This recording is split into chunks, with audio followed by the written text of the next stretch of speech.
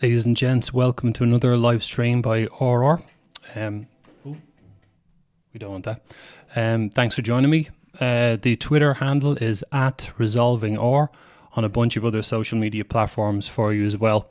We've got Rumble, Odyssey, Gab, and Telegram as well. Also BitChute.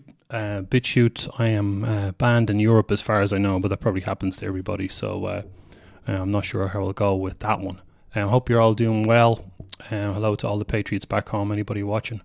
In this video, I want to introduce, especially non-Irish viewers, or in the stream, sorry, geez, I'm used to doing videos. We're going to be talking about the Republic of Tentland. So the migration situation in Ireland is really kind of moving to a new level, and things are getting even more crazy than before. So have a look at this here.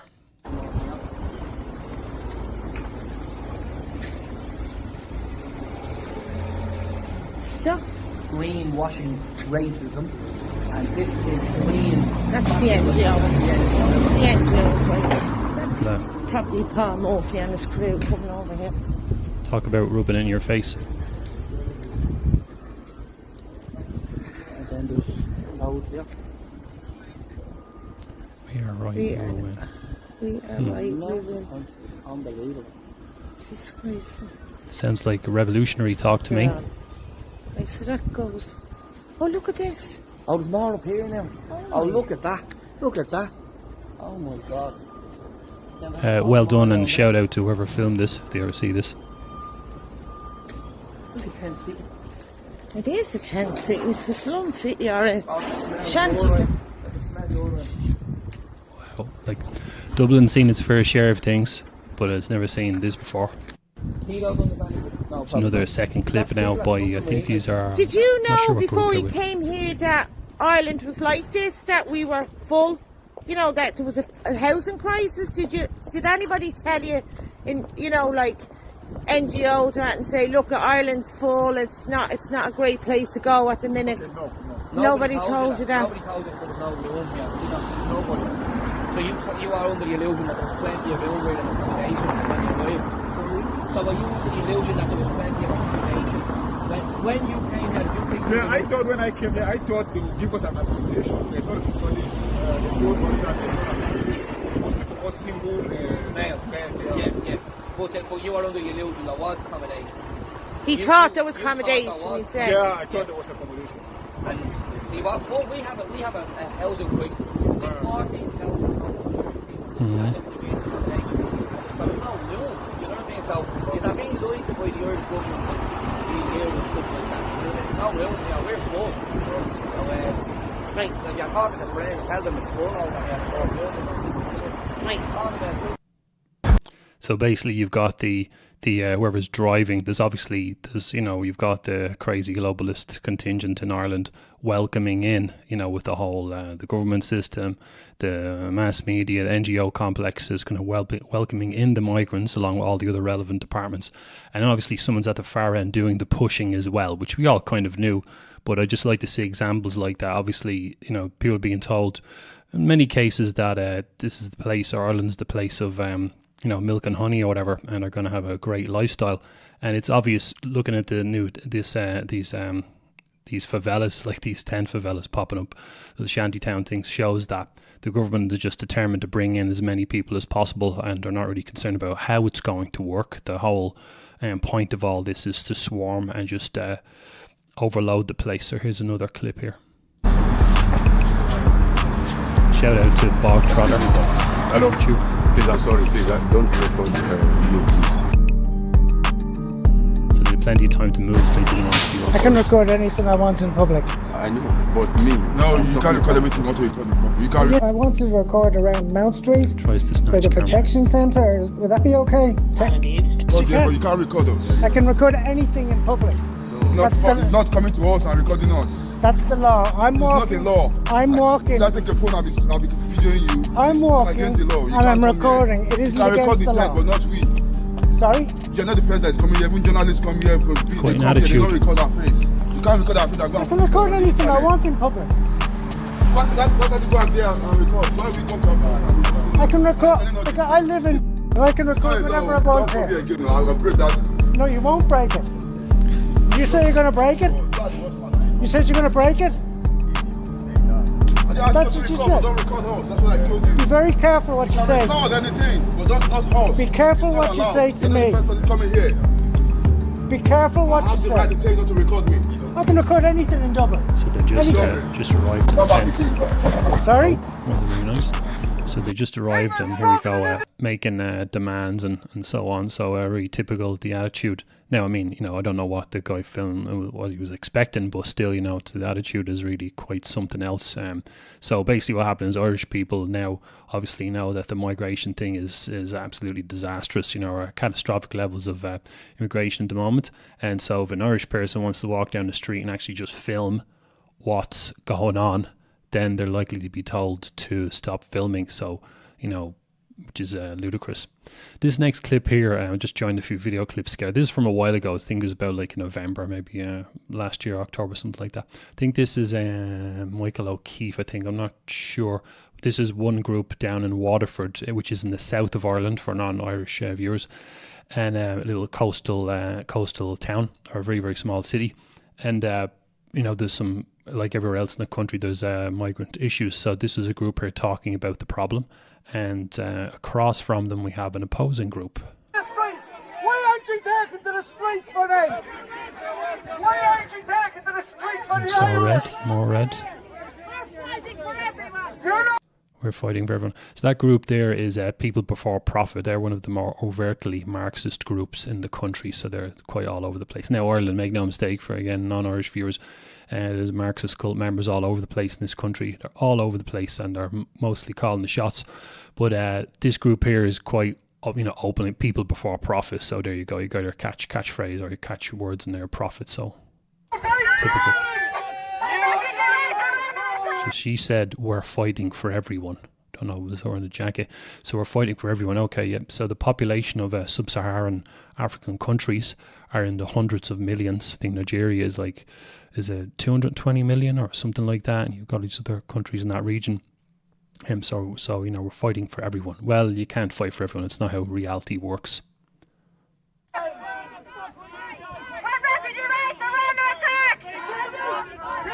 So what do you do when your rights are under attack? So these are Irish Marxist cult members, and mostly you can see a few migrants standing around there and trying to look intimidating. But so they're talking about when your rights are under attack. Classic Marxist phrase there: when your rights are under attack, and you fight back. Or it doesn't even rhyme. It sounds terrible.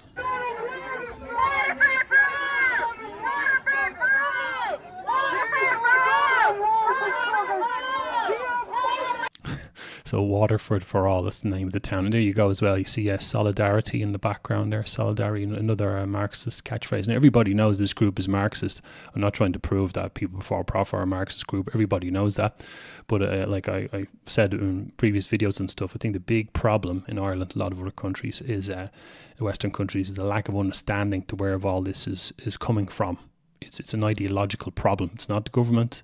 It's not the European Union necessarily. It's a problem of ideology in the country, so that's why we're focusing on the catchphrases there. So actually, take that banner out of the way for a second, so you can see People Before Profit. There you go. So you got red colour, which is Marxist colour. People Before Profit, fighting for workers and eco-socialism. Jesus Christ! So that's the same old shite from them. Workers, pro-socialism, blah blah. There's a clenched fist on the left there. That might be from the other group, but that's funny. It's another Marxist thing as well. So let me just play the rest of that.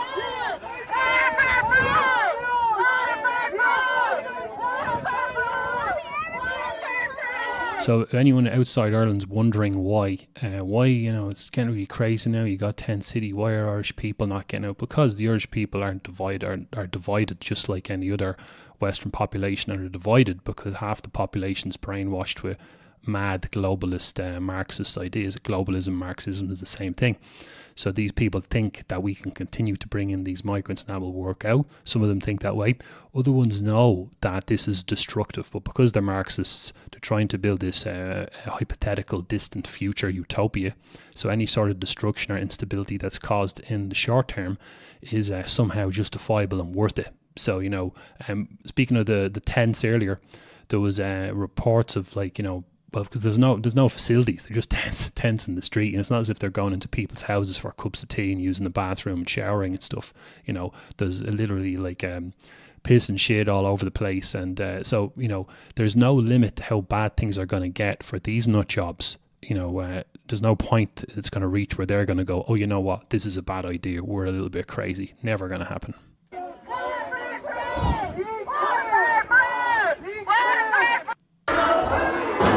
Right, this last clip's been doing arounds on a lot of different channels, so we've got, like, you know, again, for anyone who isn't in Ireland, we've got all these hotels and buildings that are being taken over by the government and given to migrants, right? Everybody kind of knows that's going on.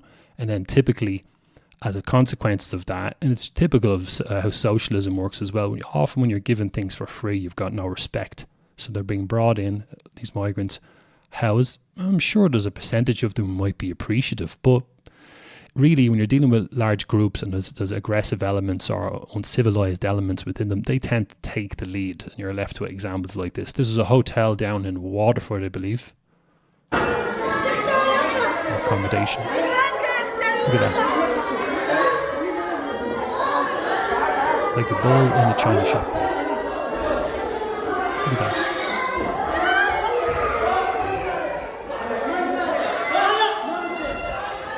And I'm sure that was needless and pointless. This is a clip, shout out to Derek Domino. This one's got a voiceover. It was one of his shorts he uploaded earlier. This is another one in City West. So City West is kind of in the suburbs of Dublin County, Dublin City on the east coast of Ireland. And another quite a built up area. So this is what happened there. Apparently today, I think, or recently. A riot broke out last night in City West Migrant Centre in Dublin. Armed Gardaí were sent to calm the situation, and a number of people have been taken to hospital with injuries.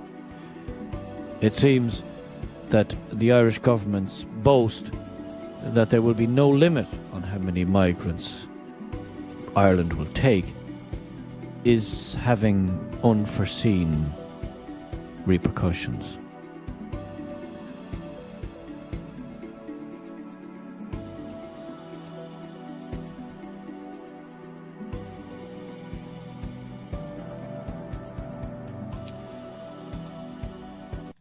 Right, so, you know, I think, you know, clips like these and many other clips like them just show across the board there's not really going to be any sort of hope of integration. I think that's quite clear that we're seeing the breakdown of civilization here. Of course, the crazy Marxists in Ireland will say, no, you know, here's an example of this person or that person who's integrated and it's all going to work out, you know. So just delusion. So we're on the slippery slope here. So shout out to Derek Domino for that clip. Apologies, the audio is a bit low. His channel's great, by the way. You should subscribe to that. Derek Domino. He does some great bits. He does a lot of shorts and he does a lot of satire as well, just taking the piss or taking the mick out of people. So I'd highly recommend that. I'm going to move on to something else here. So kind of, you know, I'm not the kind of person who's going to just upload or do streams and just repeat things that other people have said. So, you know, that's not really going to have an awful lot of kind of value. Let me get rid of that banner. So I'd like to go into the background of kind of why this is happening a little bit more for people, rather than just report on the events, which anyone can do really. So this page here, if anyone doesn't know this is the first page after you read the prefaces, depending on which version you're reading, of a 1848 piece of waffle called the Communist Manifesto. And those idiots earlier, people before profit, and thousands and thousands of other people in Ireland have read this, and across the Western world have read this. If you want to know why, you know, a good 30, 40, maybe even 50, could be even higher, maybe 50%, 40, 50% of the population in Western countries are brainwashed, it's because of this page right here, and a particular part of this page. So 1848, the Communist Manifesto was written by Karl Marx and Friedrich Engels. If you want to look these guys up, it's quite funny. Check out their Wikipedia pages and biographies. They have about 7 different titles after their names, you know, like philosopher, economists, all this and whatever.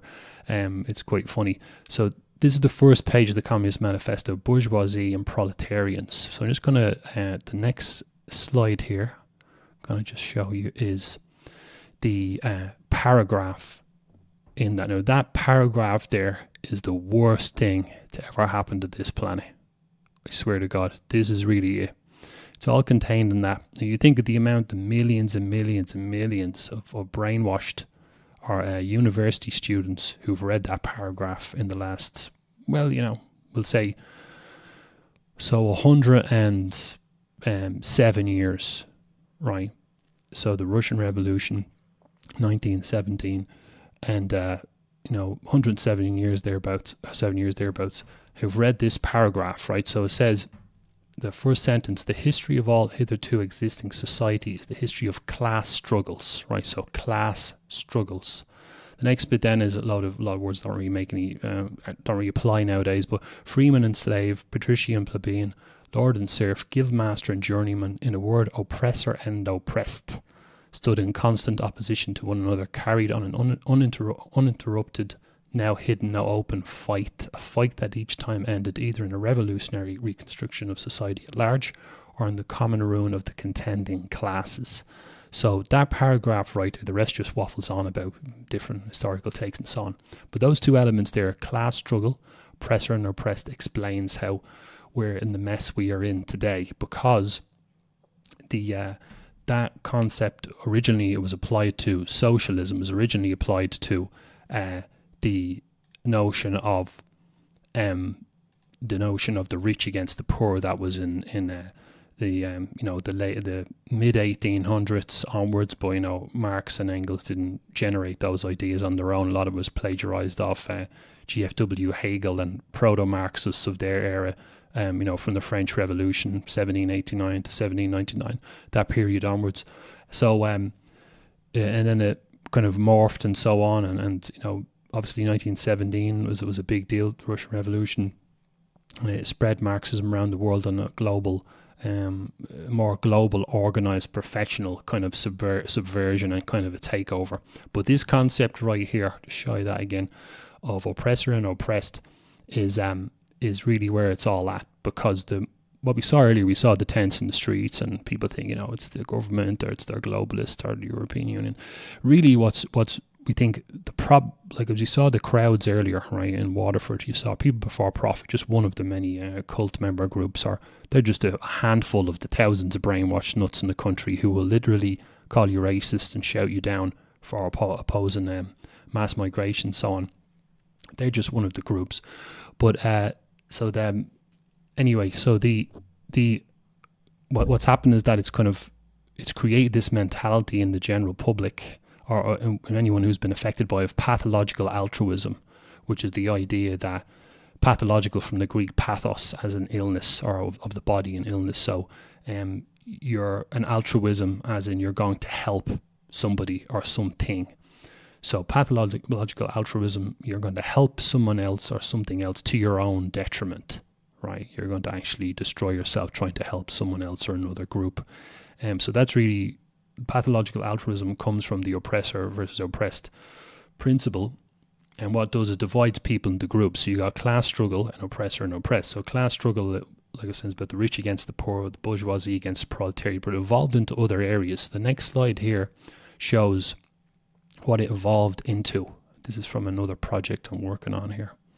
So I could probably adjust the zoom on that a little bit. I'll leave that as is for a moment, right? So at the very top of the page, it says the sub-agendas and the oppressor versus oppressed principle.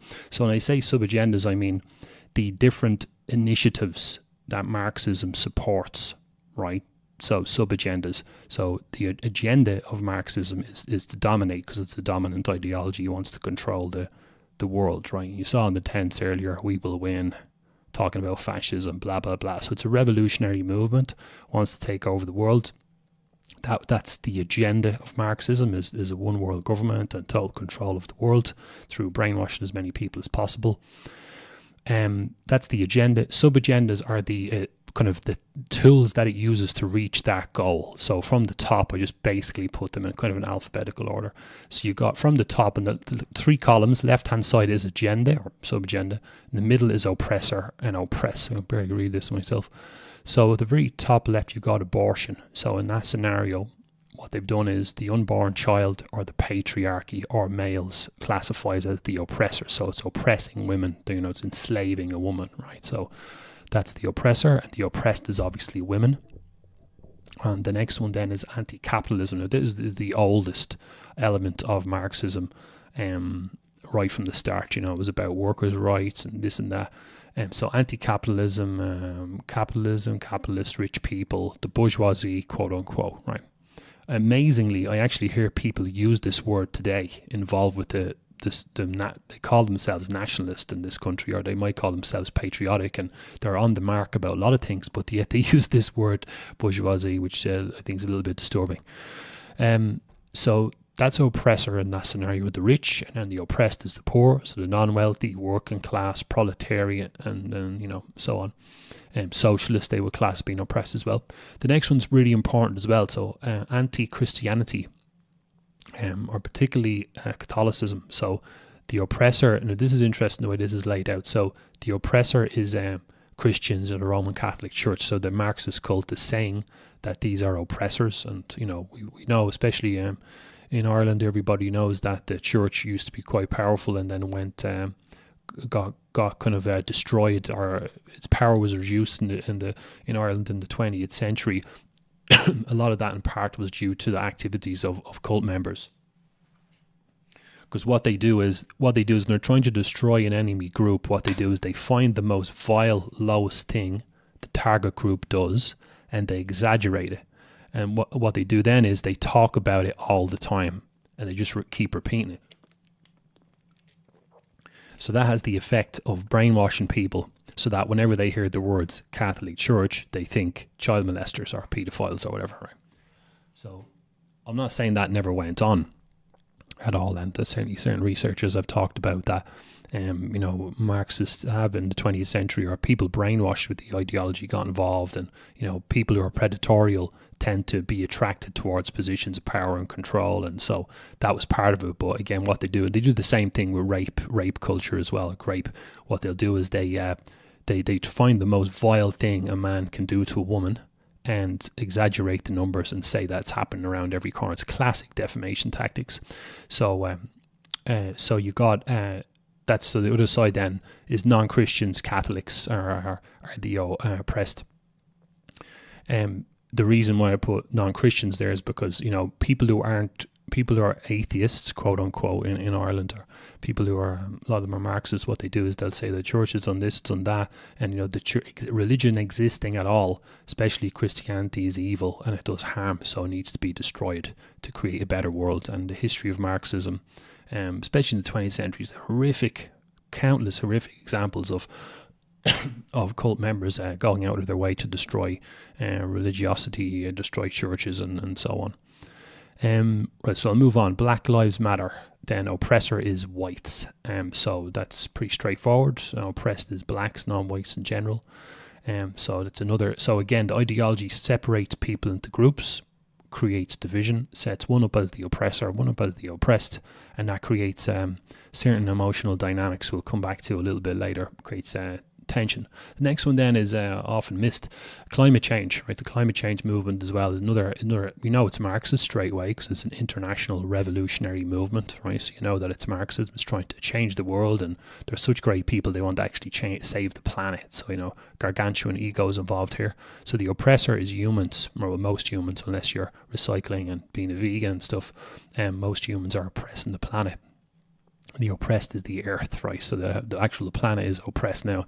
The earth needs a hug and all that crack. The next one then is feminism, right? So it's quite obvious, that one. So heterosexual males, and the patriarchy is the oppressor, females as well. And the next one then, LGBTQ. So anyone you know, not in those groups potentially is an oppressor, unless they're an ally, quote unquote, unless they support trans ideology and so on. Then they're okay, but otherwise they're potentially an oppressor. And those not in those categories are the oppressed. Multiculturalism, mass immigration, anti-racism is all part of the same agenda. So the oppressor is whites and capitalists, imperialists, and white capitalist imperialists would be the worst kind of oppressors there. Non-whites, people from everywhere else, and obviously, again, come back to the cherry picking that Marxists do in terms of trying to paint and destroy their enemies, target paint and destroy their enemies. What they do is they find examples of the worst things that group has done and exaggerate them. So the way you hear BLM in the States talking about racism this and slavery that, and they keep bringing up this stuff as if white people have been the worst in history in terms of treating other races. But I mean, any honest study of history shows you that all ethnic groups engaged in slavery, they all engaged in murder, they all engaged in warfare. The only difference is that, so you look at certain parts of Africa and other parts of the world are a bit less developed. The only thing stopping them from killing more people and all that was their lack of technological developments. The notion that whites are inherently evil and worse than other races is absolutely ludicrous. But obviously, if a brainwashed Marxist cult member isn't going to get a proper education on history, it's going to be a Marxist education. So it's going to be cherry picking, and they're going to come out with their brain all messed up. That's why 99% of college students, unless they're doing some sort of STEM subjects or whatever, anything to do with ideology, history, psychology, society, you can guarantee they're going to be brainwashed and they don't know what they're talking about. Their head is just mush. The next one then is paedophilia. Now this one is a little bit dark, but many people are starting to see this and show examples of this, that now the boat has been pushed out with more and more unusual types of things. The trans non-binary stuff has paved the way for even more unusual things in terms of sexuality, and to get everyone away from the notion of heterosexual or heteronormativity and all this crack, and they're pushing the boat out to more unusual things, and you see the normalization of paedophilia now is starting to become more commonplace, just creepingly so. And people think, well, God, they'll never be that, out there to promote this. Well, we didn't think that half the planet was stupid enough to put masks on all day and get about 7 or 8 vaccines. So anything's possible, really. And the next one then is Palestinian rights, and this gets a lot of people as well.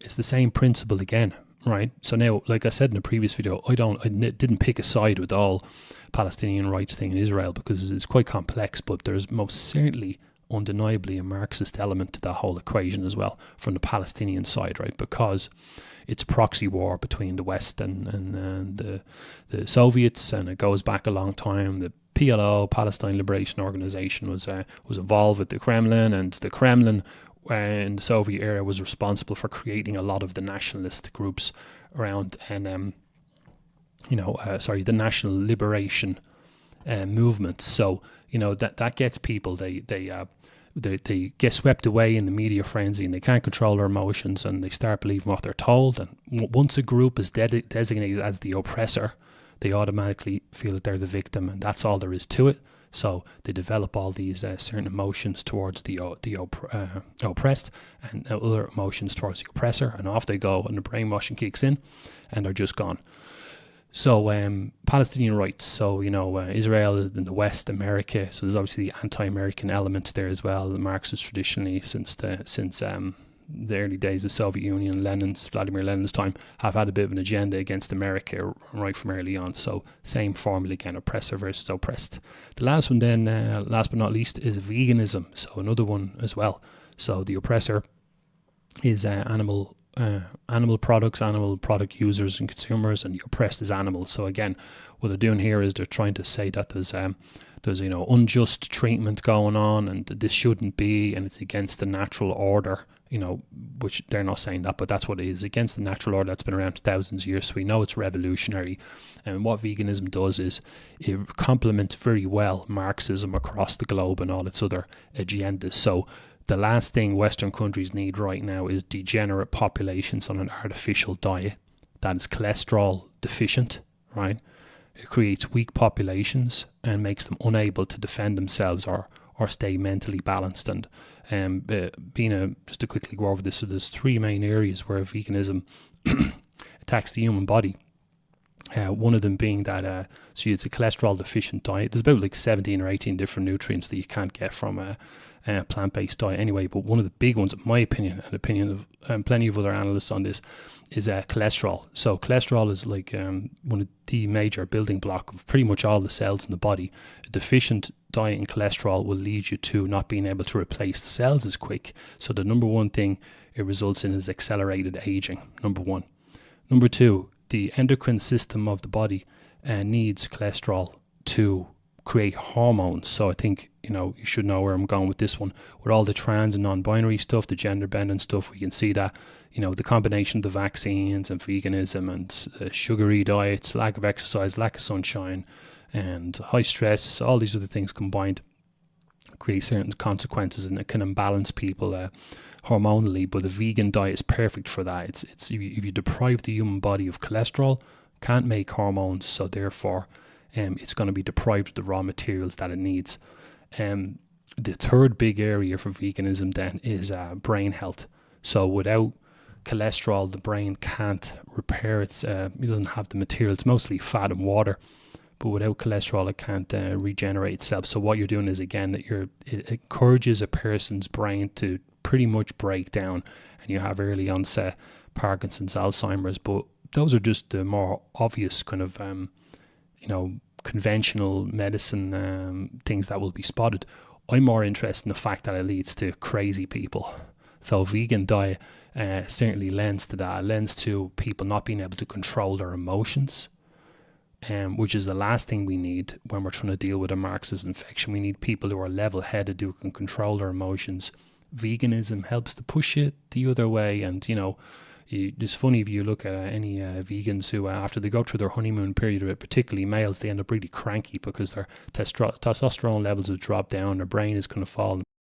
So basically the note to the bottom there is a person can be in an oppressor category, but they can get an exemption. So for example, if someone is, say, a heterosexual white male, fits in the oppressor class when it comes to feminism, but if he turns around and says I'm a feminist, then all of a sudden he's off the hook. So that's where some of those little the little asterisks and marks, different things are for. People you can automatically get out of the oppressor group by showing solidarity, quote unquote. So if you agree with the Marxists, in other words, you won't be abused as being the oppressor class then. So that is that. Now, some notes here, some other things I want to go through. So the sense of entitlement we saw earlier, you'll see that plenty of examples of that. And you look at the horrific behavior of some of the migrants. Like imagine a Westerner going into a country in Africa and then going in and showing an attitude, expecting to get things for free and smashing the place up and stuff like that. So that comes from the sense of entitlement, that when a person's in the oppressed class, obviously migrants go in the oppressor class, you can see it there fourth from the bottom. When people are in the oppressed class, they have that sense of entitlement, and their behavior just breaks down because there's no incentive for them to behave themselves. Why would they? Because as we see with the states, they're not going to not the states as in America, but the government, the state is going to let them behave that way. And when anyone else tries to correct their behavior or stop them, they're called a racist. So there's no incentive for any of them to control their behavior. And many of them are coming in with an attitude because they're in the oppressed class. So this is where Marxism creates the destruction, because one of the ways it does it, because the behavior of those in the oppressor class, it goes unchecked. So whether you're talking about feminism, mass immigration, whatever it is, you've got this degeneration of behavior, this spoilt brat behavior that kicks in, and it all feeds back into the ideology then. So the ideology feeds off spoilt brats, so it needs to make mental control freaks, basically. Actually, to bring it back up there 1 second, so how it works, so probably better you can see actually I might go back to this other slide, that might be better for some variety. So how it works, the emotional brainwashing, it's really potent. And in my opinion, I don't think we've ever seen anything like this in the world. This is an unprecedented time, and one of the most frustrating things, particularly if you're an analyst of the subject, is that people can't really see it well enough, and they don't understand the potency, right? But the brainwashing triggers off two very strong sets of emotions at the same time. So anyone in the oppressed class, I'll bring up here this again for the example. So what it does is anyone in the oppressor category, unless they exempt themselves by saying they're a cult member, they get, judgment, criticism, hatred, ostracization, you name it, abuse, ridicule, and so on. So a person who's brainwashed will chuck all this hatred at the oppressor, those in the oppressor class. If you pick, say, something like feminism, right? Now, this happens all the time in contaminated countries where you get young females listening to stupid females who are a bit older or around the same age who are already brainwashed, and they're brainwashing them with feminism and all men are bastards thing and this and that. This happened to me. I got my heart broken, whatever it is, or this woman was abused, and by pumping out this attitude, the female who's influencing the other female, the female's being influenced has that hatred, negativity build up inside her towards the oppressor. And look, we all have that inside us, so it doesn't take much to coax that out. So that's being directed into a certain way. Marxism is very good at manipulating some of our natural tendencies. That's why it's so potent. So that aggressive energy and condemnation goes out towards the oppressor. Simultaneously, there is the oppressed, the attitude towards the oppressed. So the oppressed category, in this case, the female, gets the sympathy, empathy, warm feelings, love, support, and so on. So those are two very contrasting emotions to feel at the same time. And that is a very, very potent mixture. And that explains, in my opinion, the toxicity and the potency of this ideology is that it actually creates a kind of a schism in the brain. It takes a person, pulls their brain in two different directions at once, two very strong emotional states to be in that actually feel quite maybe even cathartic, therapeutic for the person, where they get to release these emotions. They get to feel some lovely emotions, nice warm emotions for the oppressed, and they get to release all their anger and so on for the oppressor. And that's why it's very, very potent. Why this thing is catching on like wildfire. It's really very good at dragging out those shitty tendencies in people and also manipulating any sort of nice warm feelings. There we go, browser view, right? So just go back to some general kind of news bits and pieces and then come back in there as well. So we've got,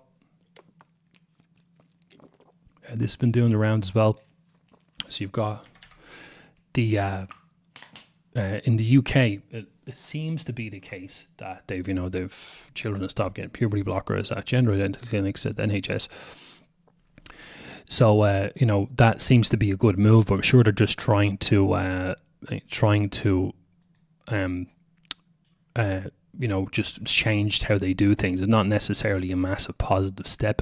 Hopefully it is. A lot of us are hoping that they'll just finally get sick of all this, and so that people won't be given puberty blockers, which is a good thing, because obviously they're not going to work. And I mean, like with all this stuff, we should take confidence in the fact that they you can only be crazy and pump out craziness for so long till the cracks start to appear, and that's kind of what's happening at the moment. So there's only so far they can really push all this stuff. So that's an example now. This is from The Guardian. There's none of evidence about how safe they are, whether they're clinically effective. Yeah, but they are setting up 2 more clinics, so we'll see how that goes. Now, that's that one. But then there's also another story as well about over in Holland. So there we go, right? This is the 4th of March from the Netherlands Times. So it's during the other week. So government plans to replace mother with gender neutral term in Dutch population register. So in Ireland we just got through the nut job referendums there on Friday 8th about taking the affecting the family and taking the mother out of the constitution. They're probably going to have another one next week. They're going to slap in pregnant persons or whatever mad razzmatazz referendum they'll have next week. But there you go. So this is the global. So we know that Marxist cult members in Holland are doing that, right? We know that immediately. Anything to do with sexuality, the family, trying to disturb the natural order, that it's Marxist immediately, straight away, right? One of the kind of goals of Marxism going way back was to destroy the family unit. The feminism, like I mentioned earlier, was part of that, to destroy the social norms, to reduce the birth rates, to break the bonds between men and women, to demoralize men as well. That's another part, breaking up the family unit, to kind of encourage females to be more interested in themselves and be egotistical and, hedonistic about life. Rather than, being traditional, having a family and so on. And this all has an effect where it breaks down society, because the thing that keeps countries strong, and that has done for going way back in history, is when you have strong countries with strong families, heterosexual families, where they produce, heterosexual relationships where they produce kids, strong families. We all know from dealing with Marx with all that sort of behaviour constantly, and they're never reprimanded about it. It's not even mentioned, committing all these treasonous crimes against people in their respective countries. And now we see anyone who identifies as right-wing nationalist or whatever, or anti-Marxist or whatever it is, wherever they call themselves, these people are being punished for expressing their views. So you've got an ideological double standard there, which is just typical. And we can all see it coming. It's all really predictable now. There's been plenty of examples of this going around. I'm trying to think of some others now off the top of my head. But, and they're just, the cult members are just using the political system and the court system to just making a mockery of it, basically. They're just making up their own, their spurious charges for people and sticking them in court and so on. Now, even if people don't serve that time, I think, I don't know if he's going to go in. I know he's going to be on Red Ice Radio in a bit for an interview with Henrik Palmgren, which I'm going to watch. Definitely, that'll be interesting. So I don't know when he's going in there. Is a suspended sentence? So I'm not sure.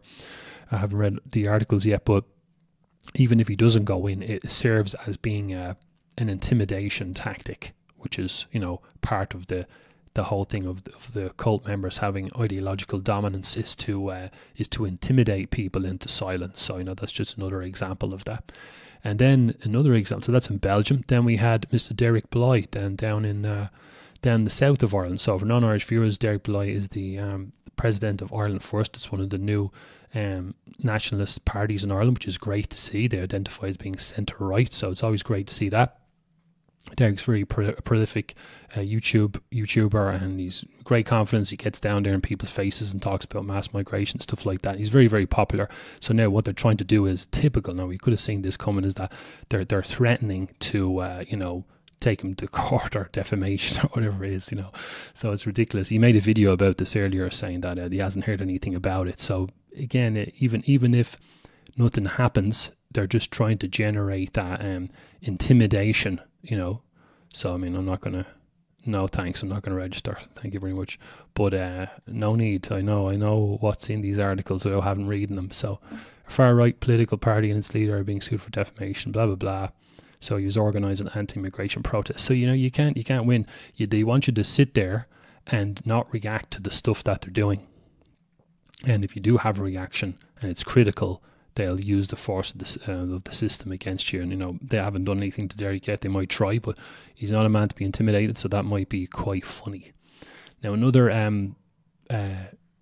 bit of thing I noticed here was this piece going around here by Leo Varadkar. So another coward, right? So, actually, I was thinking of Micheál Martin a second ago. That's what I thought. So all these guys, these are the prominent political figures in Ireland. So again, for the non-Irish viewers, you got Leo Varadkar, Micheál Martin, Eamon Ryan is head of the Green Party, and they just got their faces rubbed in it recently with the referendums in Ireland. So they've all gone off now and travelling around on Patrick's Day. So this is just typical. So St. Patrick's Day is in a few days, so they're gone off traveling to celebrate that. So that is a classic. I don't know if they planned the timing, but this is classic, when you got a bunch of globalist, these Marxists, when they take a bit of a lick or the pressure's a bit much, they just go off on holiday somewhere and just chill out. And what they're hoping is that people calm down and kind of stop being angry. So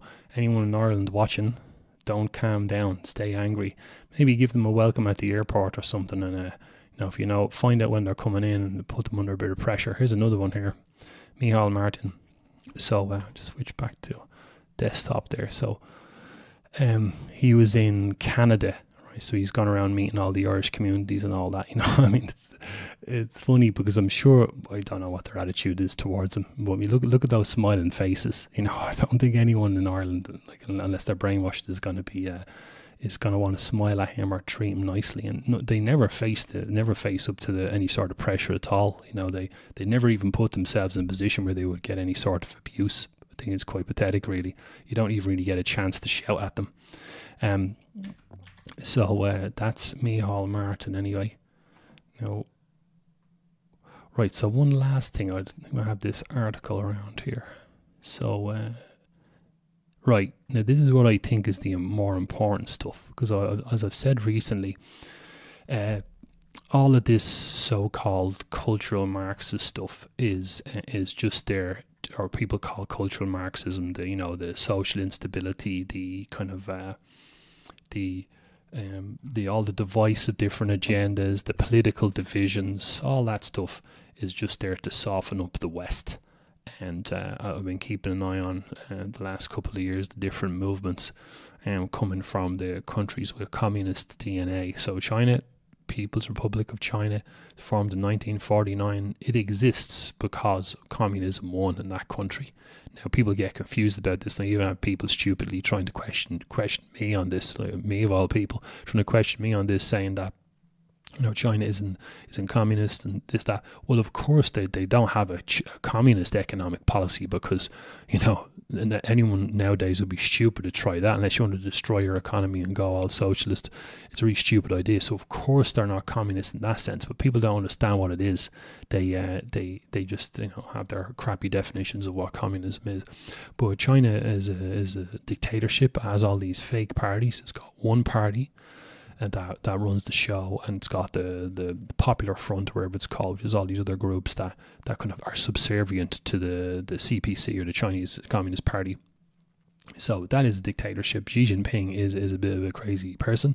You know, some people are calling him the new Mao. China's got ambitions to go for Taiwan, and it's got, you know, its alliance with Russia, North Korea, Iran as well. And here we go here. So we see China, Iran, and Russia. Sorry, giant naval drills in the Gulf of Oman. So actually I got that in the browser, so I had to, for a second I forgot what that was myself. So there you go, Gulf of Oman. So you're looking at just south of all the Middle Eastern countries. Now let's talk about military tactics here for a moment, or global geopolitical military tactics. Okay, so you got, I hope that's coming through okay.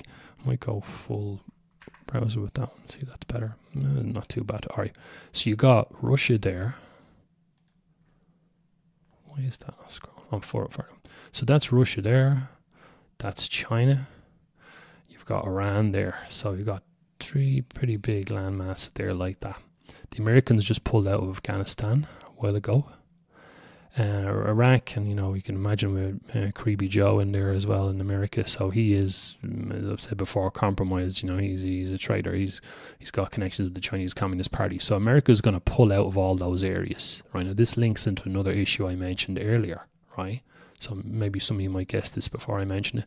So if you have those navies moving in to the Gulf of Oman, so you're talking about the Russian Navy is there. The Chinese Navy is there. Right, actually, sorry. What are we doing? So, what's going through in the output? What is that? Oh, sorry, there's something blocking there. I don't know why that's there. Let me get rid of that. There we go. Sorry. So,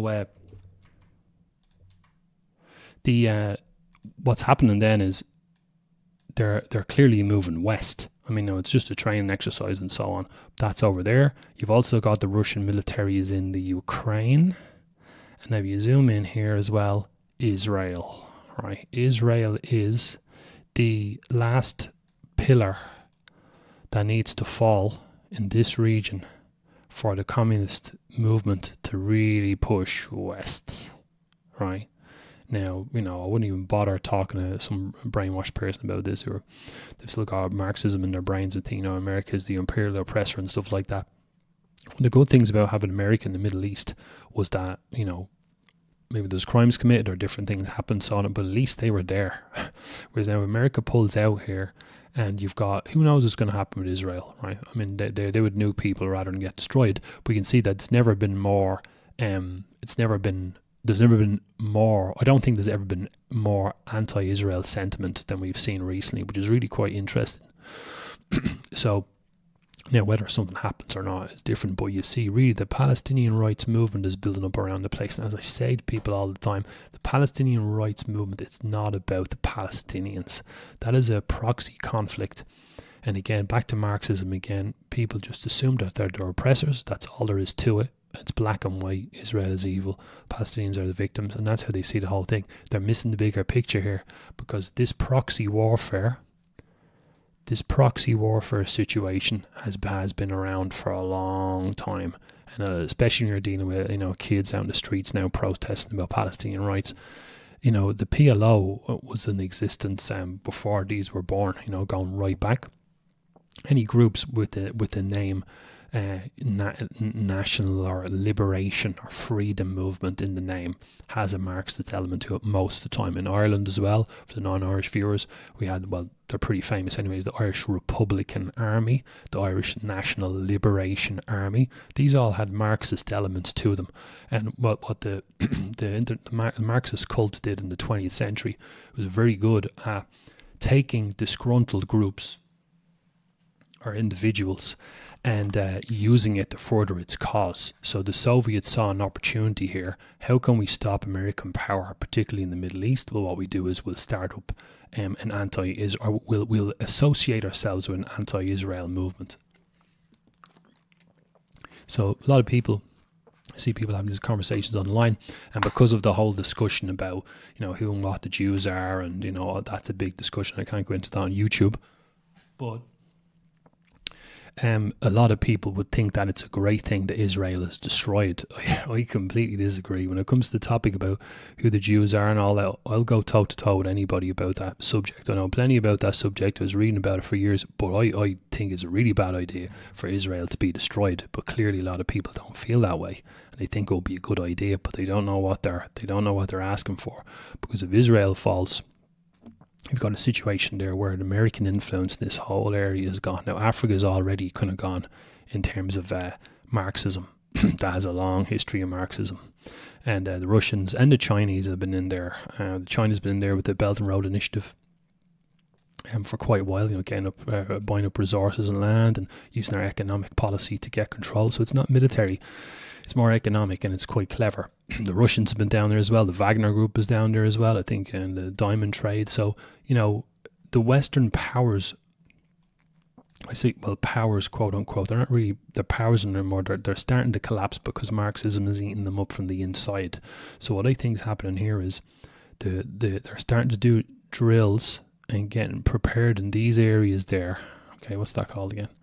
The Red Sea, yeah. Gulf of Aden. So, you know, that brings you up to, what's that canal? Remember that canal's name? I forgot it. But so, you know, this area here, they're trying to get up into this area here. And the Russians then have got Ukraine. So you got Sevastopol there in Crimea. There's Sevastopol. And that opens up the Black Sea. Now that one goes way back to like before World War One. You know, Russia being in there with their shipping. That's one of the causal factors for World War One. Actually, Russia was trapped in there with its shipping. So Russia's going to be dominating that area. No problem. It's got that as well. And Turkey as well, quite unstable recently. And I think Turkey as well, is that one of the group countries on my list that I think is becoming, has a bit of collusion going on with Russia. So that might be another one in the alliance as well. So I think that's quite the story. I'm watching that one in the background myself all the time, because a lot of the rest of the stuff is just distractionary. And of all the Marxist agendas I mentioned earlier, they're quite weakening on the West. So we have to just, you know, I know we've enough bad news, and people probably don't want to hear any of that doom and gloom stuff. But I mean, they're working towards it. China was founded in 1949. In my opinion, the opinion of some other analysts, are going to try to achieve some big things by that date. So we've got a few years to go. but they are working towards. They want to be the number one power in this this century. So anyway, thank you very much, folks, for watching. Thanks for tuning in. I would appreciate a share, like, subscribe, all that crack, and also we'll say follow on Twitter would be good if you're on Twitter. So it's @resolvingor. So email contact as well, because I don't have a website now. So email contact for any sort of suggestions or guests to interview, things like that.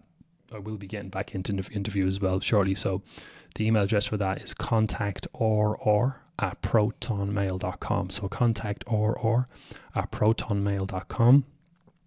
You got the socials on screen there as well. So YouTube, X, Rumble, Odyssey, Gab, and Telegram. So with those as well, Telegram recently people have joined, and it's just a new group, so people keep joining and see there's no one in there, and then they just fuck off. And I'm like, well, the room is going to stay empty if everyone keeps running out, but we'll see how that goes.